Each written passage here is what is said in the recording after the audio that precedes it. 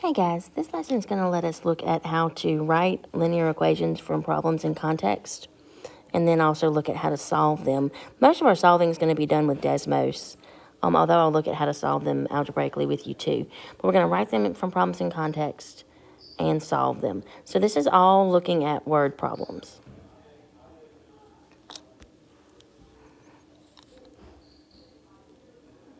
So let's take a look at what this looks like. So when we're writing equations and we're thinking about how do we want to set those up, there's two ways we can set up a linear equation. We can set it up in slope-intercept form. We can set it up in standard form. If you're going to set your equation up in slope-intercept form, remember that's your y equals mx plus b. There are only a couple of ways you can do that. So you either have to know a slope and a y-intercept. That's the easiest option, right? If the problem gives you your slope and your y-intercept, then we'll use that. If it doesn't, then you've got to look at ways that you can find those things if you don't know them. So one way we can do that is if you've got a slope and a point. Well, yesterday we looked at how you can take that and you can solve for b. But then there's also ways that we can do that with 2 points. And that allows us to solve for m and for b. Now, that's pretty rare. That comes up sometimes, but not a whole lot. The thing you're most commonly going to see is they're either going to give you a slope and an intercept, or they're going to give you a slope and a point. Once in a while, the 2-point thing will come up, so be aware of that, but not always. So when you're reading these equations and you're trying to figure out whether you have a slope or a y-intercept, or you have points or whatever, you're looking for words that will indicate those things. So words to indicate slope, you might see the word rate, or you might see the words each or per. And those are usually things that will indicate your slope. So if it says he's traveling at a rate of la la la, or he or she's selling cakes for $3.50 each, something like that's going to be things that indicate, well, there's my slope. And then words that indicate your y-intercept. Remember, a y-intercept is your point where it crosses the y-axis. It's the place where your x value is 0. So in a contextual problem, point 0, where you're at 0, is like your starting point. So it might say they start at, so it starts with a certain amount. Or also problems that involve money. A lot of times if there's a certain amount you have to pay no matter what, like a fee or a base price, then those are going to be words that indicate your y-intercept. And then if you don't have a slope, or you don't have a y-intercept, or you're missing some part of that, or both parts even, then you have to look for things that might represent a point.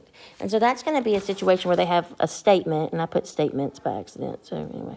A statement with 2 pieces of corresponding information. That would be something that says, like, you sell 3 cakes for $27, right? So that would be representative of the point 327. So sometimes you'll see things like that. They don't tell us a price for each cake. We could use that to figure that out.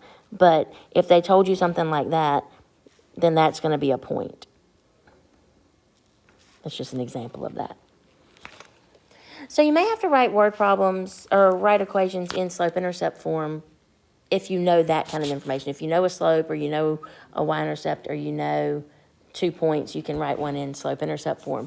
Sometimes these equations are going to be, or these word problems are going to be set up in a way that you've got to write your equation in standard form. So standard form is that form where you put your x and y on the same side. So that's where it's going to look like ax plus by equals c. Okay?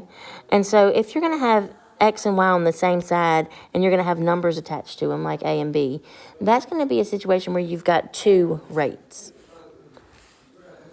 So when you have 2 rates in your problem, you're going to be writing your problem in standard form.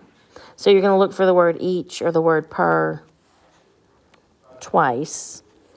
And if you've got that word for 2 different items, and they give you a total, that's a situation where you're writing something in standard form. So these are those kind of questions where they're like, Johnny went to the market and he bought 3 bags of carrots and 2 bell peppers and he spent a total of $14, right? And you don't know the cost of the bell peppers or the carrots, then you've got a rate for both of them. You've got 2 of each of these and 3 of each of those, or whatever I just said, and you've got a total. That's a situation where you're writing things in standard form. If you're writing an equation in standard form, it's really important that you label your variables. Either use letters to represent what they actually are. So if you had carrots and bell peppers, you might use a C for carrots and a B for bell pepper, so you can keep straight which one is which. Or just make sure you remember what your X represented and what your Y represented, because it's really easy to get that mixed up. So we're going to look at a whole bunch of examples of this through the rest of this video. So let's go. So here's an example of something we're going to write a linear model for. And they'll say linear model, linear equation, linear function. It's all the same thing. So when you see all those different words, this is all exactly the same stuff. We're just writing our equation for it. So this says, Allison has $30 to spend on downloading songs for her phone. Company A charges 79 cents per song, and Company B charges 99 cents per song. Write an equation that models this situation. So when I'm looking at this, and I'm trying to decide what all this information is, the first thing I want you to look for is a slope. See if you've got a rate. So look for the word rate, each, or per. So when I read this, $30 to spend, Company A charges 79 cents per song. Well, that's a rate. This is not a highlighter, just kidding.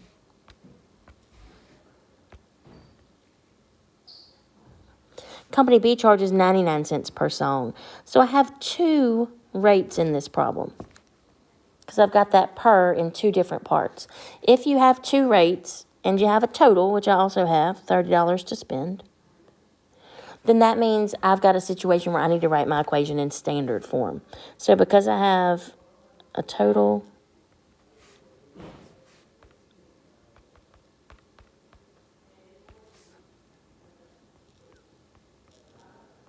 and I have a rate here and a rate here,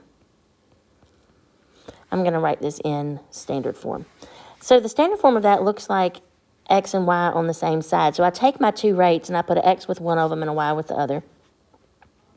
So I'd write 0.79X plus 0.99Y to equal a total of $30. So in this, I know X is representing songs for Company A, Y is representing songs for Company B. And the reason I know that is because I put the 99 cents with the Y, that was Company B's rate, and the 79 cents with the X, that was Company A's rate.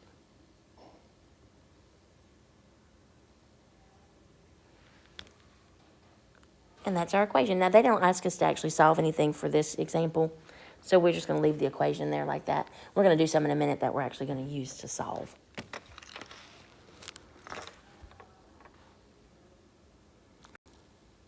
All right, let's look at another one.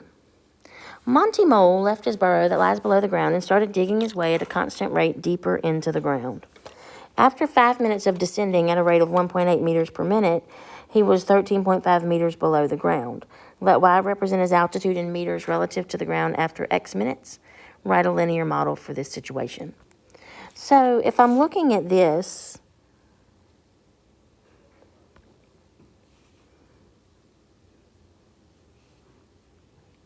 all of our information basically is contained in this one sentence.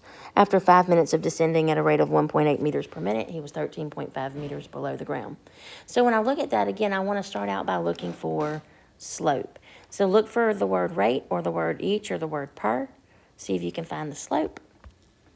So in this, I've got a slope because it tells me I have a rate of 1.8 meters per minute. But I want you to also pick up on the fact that he is descending at that rate. So that means that my M is going to be negative because he's going down 1.8. Now, the other information in this, it tells me after 5 minutes he was at 13.5 meters below the ground. Now, I've got to think about, do I know the B value here? So the B value is the starting amount, where it was when X was 0. And this point at 5 minutes is not where he started. It's where he was in 5 minutes. This is not a B. So that 5 minutes at 13.5 meters represents a point. It represents where he was at a certain time. So I'm going to use the point 5, 13.5. And I'm going to do like we did yesterday and solve for b. So to solve for b, I take my y equals mx plus b equation. I'm going to replace the m, the x, and the y, and I'm going to solve for b. So I replace the x and y, remember, with the values from the point. I replace the m with my slope. So I'm going to do this at 13.5 equals negative 1.8 times 5 plus b. And I'm going to solve that. So negative 1.8 times 5 is going to give me 9. Negative 9, sorry. Plus b. Now, something else, and this is my fault. I should have pointed this out a second ago. He was 13.5 meters below the ground, and I should have highlighted that after 5 minutes. So that means his altitude was at negative 13.5. So I'm going to bring my negative 13.5 down, and I'm going to add 9 on both sides. So that tells me that Mr. Mole started, or Monty Mole, whatever his name is, started at negative 4.5 meters.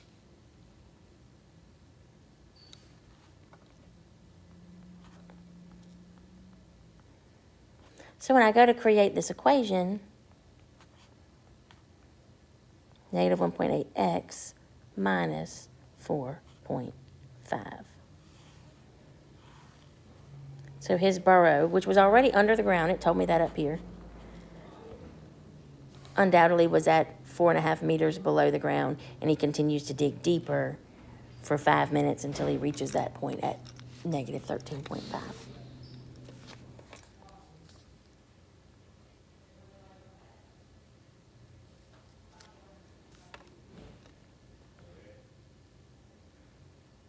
All right. All right, let's look at this one about Piper's Pizzeria. So Piper's Pizzeria sells personal pizzas that start at $7 for plain cheese. The pizzeria also offers a variety of toppings, all priced at $2 each. And so they ask us to write an equation that shows how the price of her pizza depends on the number of toppings, and then look at what happens if Kate spends $15 on a pizza. So looking at this situation, if she's selling pizzas that start at $7 for plain cheese and they're all priced at $2 each, we need to look at that and see if any of that is a rate. So remember, to look at a rate, we're looking for what's causing the change, how much is it changing by each time. We look for the word each or per or the word rate. So looking at this, I've got $2 each, and that refers to toppings. So that's going to be my rate. It's changing based on the number of toppings. Then we look to see if we have a y-intercept, a starting value. And so in this, it tells me that a pizza starts out at $7 for plain cheese. So you're not going to buy a pizza that's any less than $7, because if $7 is a plain pizza with just cheese, that's your starting amount. Starts at $7. So this one, we're lucky enough that it gives us the M and the b right away.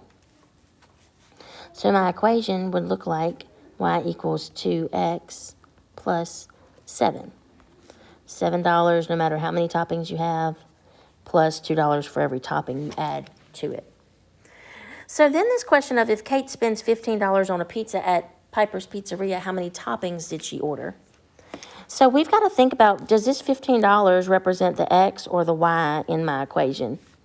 And does what I'm looking for represent the x or the y? So $15, if you look at this equation and what it represents, the price of the pizza is the y from the equation. The number of toppings is the x. So if the price of a pizza is $15, that means my y would equal 15. And I'm looking for x. So you've got some options here. You can either substitute 15 in for y and solve that little equation. So you could do 2x plus 7 equals 15. and solve that, which would be really, really easy. It's a simple equation. Or you can go to Desmos and type in your equation and what you know and find what you don't know. And that's also an option for this if you prefer to use that method. And I'll show you that real quick just so you got an idea of how that works. So if my equation is y equals 2x plus 7, and I'm trying to find where my y equals 15, I can graph both of those and then find where those two lines intersect. And I know that they intersect at 4.15. That means in 4 toppings, the cost would be $15. So if she spent $15 on one, that means she ordered 4 toppings.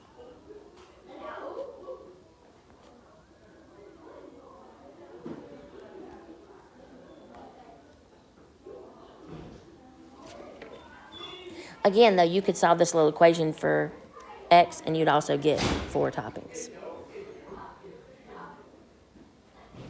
All right, let's keep going. All right, Henry's using his flatbed truck to haul refrigerators. The refrigerators weigh 0.16 tons each. His truck weighs 15 tons when empty. Write an equation that shows how the truck's weight in tons depends on the number of refrigerators in the truck. So again, we're going to approach this problem the same way. We're going to look for a slope, look for a y-intercept. If we don't have one of those things, we're going to look for a point so that we can find them. So if we're looking for slope and we're thinking about that word each or that word per, it says that each refrigerator weighs 0.16 tons. So I know that that's got to be my slope, my rate. And then it also tells me the truck weighs 15 tons when it is empty. So that is the starting weight of the truck. That would be a y-intercept. So I know a m, I know a b. I can write an equation. The weight of the truck will equal 0.16 tons per refrigerator plus the 15-ton weight of the truck, period. So then let's look at how we can use this one. It says, if Henry must transport the refrigerators over a bridge with a maximum weight capacity of 34 tons, what is the maximum number of refrigerators he can haul? So looking back to that equation, the weight is represented by y. Weight in tons is y. So this 34 tons represents a y value. The number of refrigerators that we're looking for is x. Number of refrigerators is x. So that means I'm looking for what the x would be when my y is equal to 34. So again, I can take that, go to Desmos.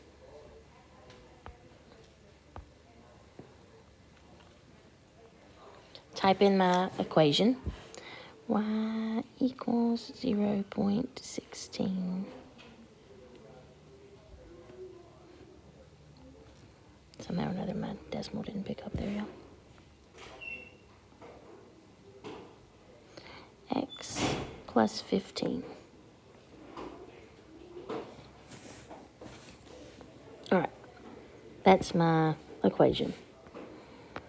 And then I can plug in that I'm looking for where y is equal to 34 to figure out how many refrigerators it takes before it reaches that capacity.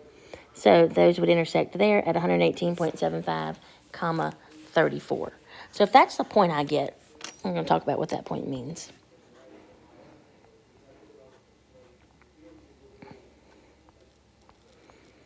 That means it's going to take 118.75 refrigerators to equal exactly 34 tons. So if the maximum capacity for this bridge is 34 tons, then we need to make sure that the weight does not exceed that. So if we go, you can't buy 118.75 or you can't transport 118.75 refrigerators. So if we want to think about what it would take to keep us under that weight capacity, it would have to be 118 refrigerators. If you go up to 119, you would exceed it. While the bridge probably wouldn't collapse, I'd hate to chance that. Pretty sure you get in trouble by the DOT if you go over things with a heavier load than what's allowed anyway. And you wouldn't want that to happen. So about 118 refrigerators is what he can transport on that truck. All right. let's look at this problem about Haley and her yoga class. Haley has started teaching yoga. She earns $10 for each session she teaches. In addition, she earns $5 for each student who attends the session. Write an equation that shows Haley's total earnings from a session, Y, based on the number of students, X. So when you look at this problem, it looks like a problem that has two rates in it, because it says $10 for each session, and it says $5 for each student. But it actually is not a standard form problem, because down here they ask us to write an equation to show her total earnings, Y, based on the number of students, X. So the $10 for each session has nothing to do with her total earnings for a session and her number of students, other than she's going to get $10 in that session one time. The $5 for each student is going to go with the X because that's our number of students. And we're trying to come up with an equation to represent her total earnings. So her Y, her total, will equal 5 per student.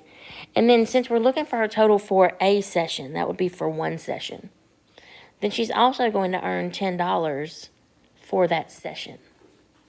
Because every time she teaches a class, according to this, she gets $10, and then she also gets $10 for every student who comes to that class.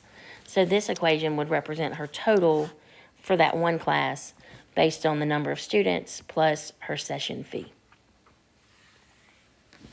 So then to look at how many students she has to have to earn $80, again, our money, our total is our Y value. It tells me that her earnings are Y. So we're looking for where the Y would equal 80. And the number of students is, of course, the X. So you could graph that in Desmos, go find where Y is equal to 80, and you would find that it takes 14 students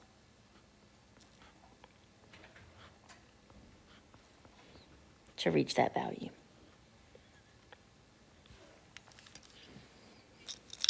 You also could put 80 in place of Y and just solve 5X plus 10 equals 80 and find the number of students based on that.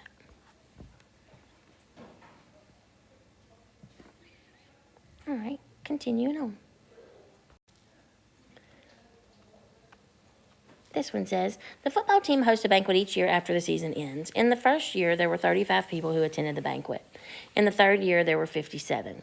Write an equation that can be used to predict the amount of attendees for any given year. So we're looking for something that shows the amount of people who attend based on the year that it is. So when you look at this, we want to look for a rate. It says in the first year there were 35 people. In the third year there were 57 attendees. Neither of those is an each or a per. It doesn't tell us how many went per year or how many it goes up every year. So there is no rate in this problem. If there's no rate, you automatically know there have to be 2 points. So we need to read that and see if we can come up with 2 points from the information that's given to us. So it tells us in the first year there were 35 people. And then it also tells us in the third year there were 57 people. So that means I can create points of in year 1 there were 35. And in year 3 there were 57. And so I'm going to use that information to figure out my slope and my y-intercept. Now remember to find slope from 2 points. We set it up with subtraction. Y minus y. And x minus x. And so if I do that, I get 11. So that means my m is going to equal 11. Now, I'm going to have to solve for b because I don't have the point where x is 0. So I'm going to have to go back and think about, okay. And I realize that you might say, well, that first year is year 0. It actually is not because they tell us in the first year and we've used a 1 there. So we're going to write our equation using a different number. So even though the b value won't really mean anything because there was never actually a year 0, we still have to come up with that to be able to use it to make a prediction. So we're going to take our slope, that's 11, put it in for m. Then I'm going to replace x and y with values from the point. So x is 1, y is 35. I'm using that first point. Leave the b and solve for it. So 11 times 1 is 11. And I can subtract 11. And I find that b would be 24. Which means my equation would be 11x plus 24.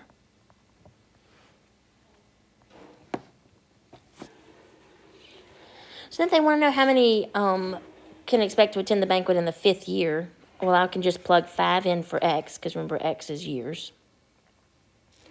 Or I can graph this in Desmos and find the place where x is equal to 5. If I do that, I get 79 people.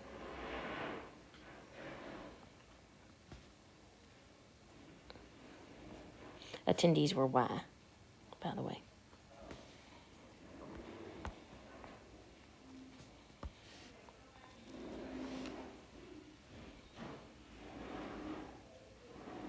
All right, next. All right, y'all, so this next one is similar to the ones that we've done before. So it says, Jasper accidentally let go of his balloon and it floated away. It was 3 feet above the ground when he let go, and it steadily rose 3 feet per second. Write an equation that shows the relationship between the number of seconds since Jasper let the balloon go, x, and its elevation in feet, y. So again, when we look at these word problems, the first thing you want to look for is, does it give you a rate? And so I see this where it says it rose 3 feet per second. Because we've got the word per, we know that is our rate. It's going up 3 feet every second. Then we got to decide, does it tell us a y-intercept? Does it show us where it started? And so it says it was 3 feet above the ground when he let go. So at the moment he let go, it was 3 feet above the ground. That's a y-intercept. That's where it started at when he released it. So 3 feet above the ground, so positive 3, is where it was when he let it go.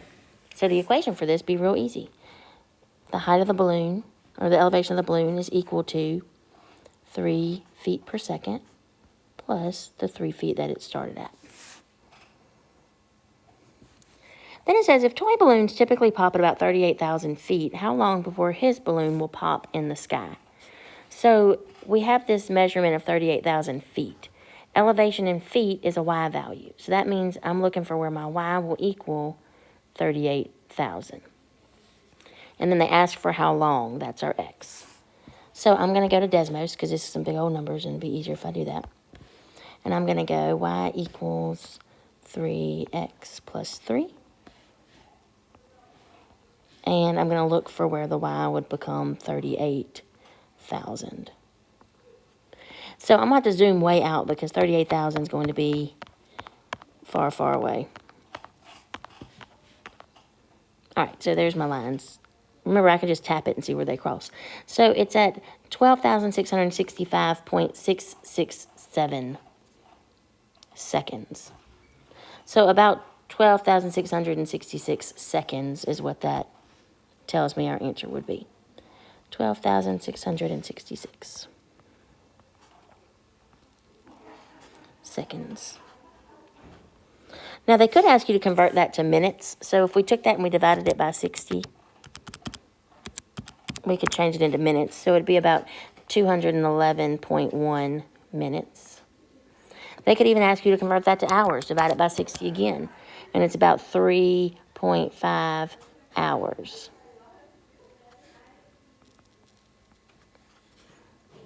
So you can make conversions like that depending on how they give you your answer. But about 12,666 seconds, or 3.5 hours. I looked that up on Google, by the way, and supposedly that's about how high a balloon could get before it would pop. So if you ever wondered how long your balloon floated up in the sky for forever, about 3.5 hours if nothing else hit it in the meantime. All right, take a look at this one. And I didn't really mean to use Henry twice, so if that offends you, sorry.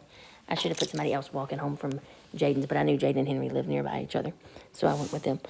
So Jaden's walking home from Henry's house, which is about 1,500 yards from his home. He's walking at a rate of 75 yards per minute. Write an equation to show the relationship between the number of minutes Jaden has been walking and the number of blocks, I meant to say yards, he is from home. And then we got to figure out how long it'll take him to get home if he keeps walking at the same rate. So, again, we want to look for a rate in our problem. He's walking at a rate of 75 yards per minute. And we know he starts 1,500 yards away from home because that's where he is when he's at Henry's house.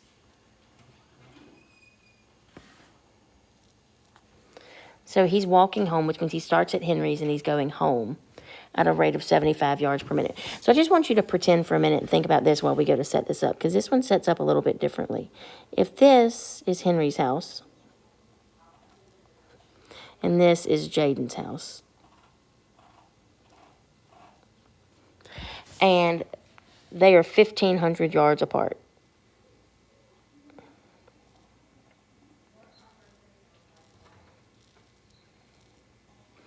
If Jaden starts over here,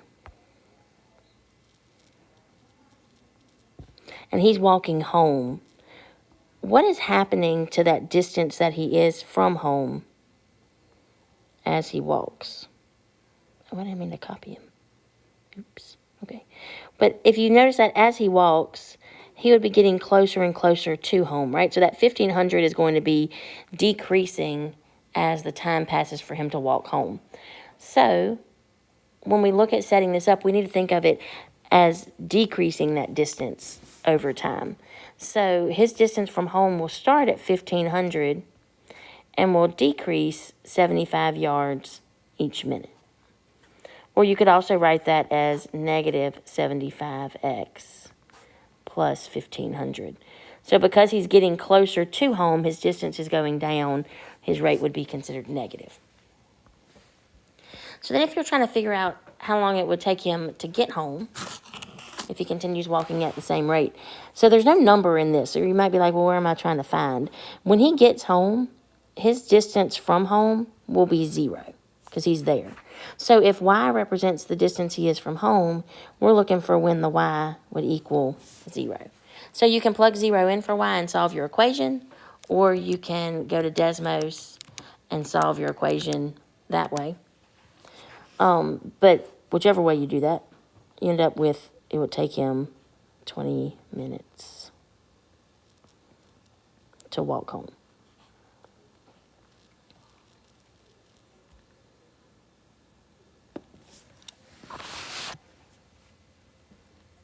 All right, continuing on. All right, I want you to take just a minute and try this one and the next one. And then come back to this video and see if you were correct in what you got for your answers to these. Don't try the last one that says you try it, because I need to show you something with that before you actually try to put that one together, because it's a little bit different. But try this one and the next one, and then stop right there and see if you were correct. Okay, so take a look at this one and see if you were able to get the same equation and this number of tickets as your solution. So because we knew a cost for general admission and student admission tickets, I put those two together on the same side in standard form to equal our total. And then when I solved that, I figured out that it would take 250 student tickets to end up with this total if you had this many on the general admission side. Then on this one was a little bit tricky. Because they don't give you a y-intercept. So you figured out that he was spending money at $3 a day. So you would have had a slope of -3 because it's decreasing by 3 every day.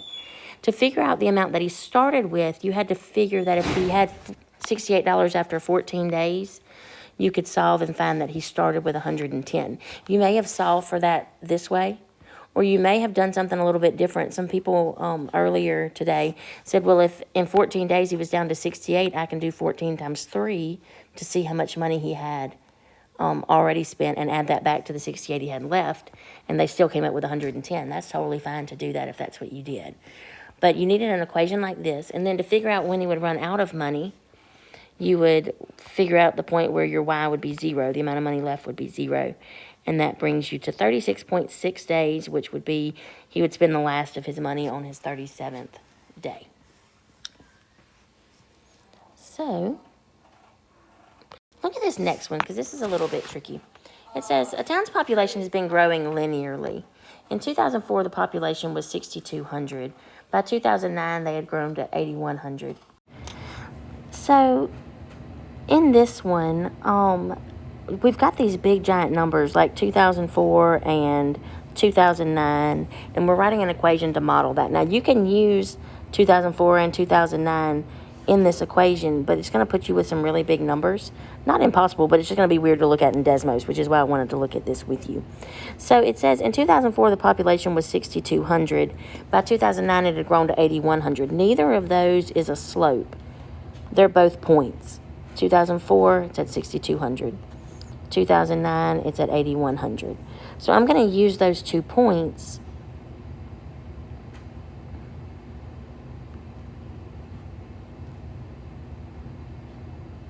to figure out a slope and a y-intercept. Now, the y-intercept is not really going to mean anything because obviously this town has not existed forever.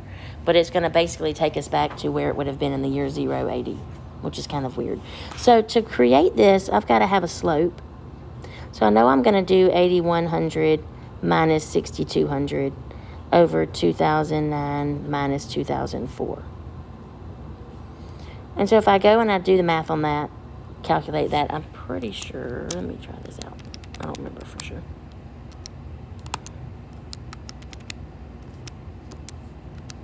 Yeah, 380.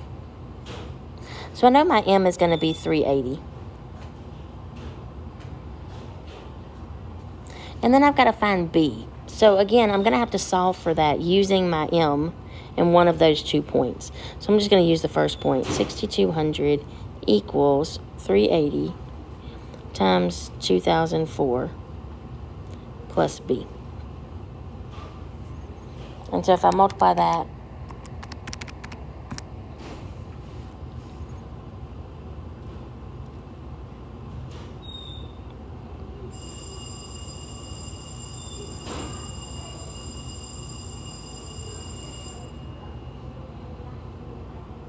subtract 71,520. That should be a 2, by the way. And 6,200 minus 71,520 is going to give me negative 75,500, or 755,000.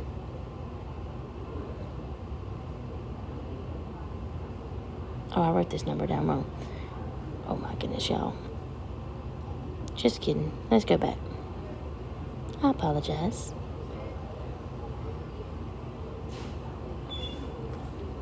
$761,520 is what we get when we multiply this. So I'm going to subtract that. 761,520 minus 761,520. All right, and I get B is equal to 755,320. Negative 755,320.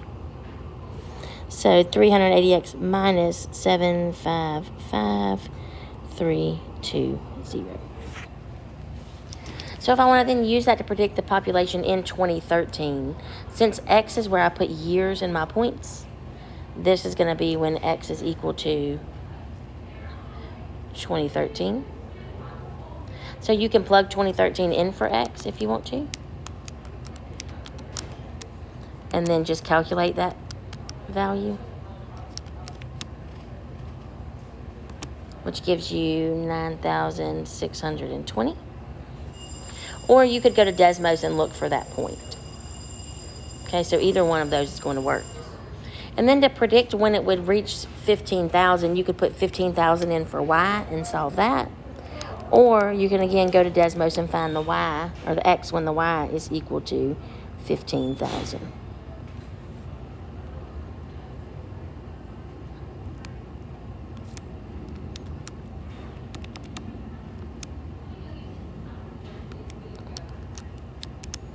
And so I do that and I get that it would be year 2027.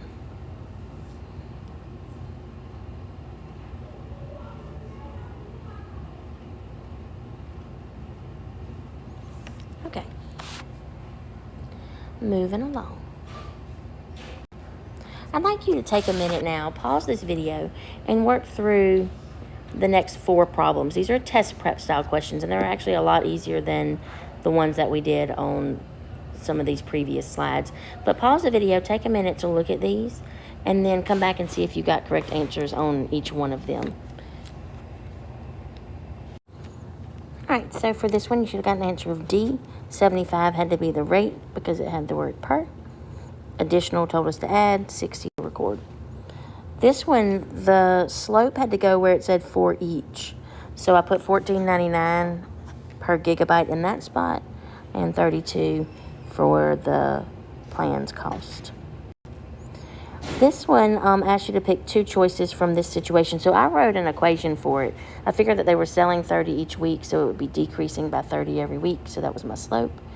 If in the first week it went down to 190, that means when they started, they must have been at 220 because they sold 30 each week. Or I solved that here to get 220 by solving for B up here at the top. So I ended up with negative 30x plus 220, which gave me an answer choice of E. When I read through the rest of this stuff, the only other thing that was true was that they sold 30 each week, and it tells me that right here. So A and E for that one. And then the last one was a flat fee of 24 and an additional 35 cents for every mile. It says every, not each, but it's the same thing. That's our slope. So I chose B. All right, those notes are done. You guys can submit them and have a beautiful day. Thank you.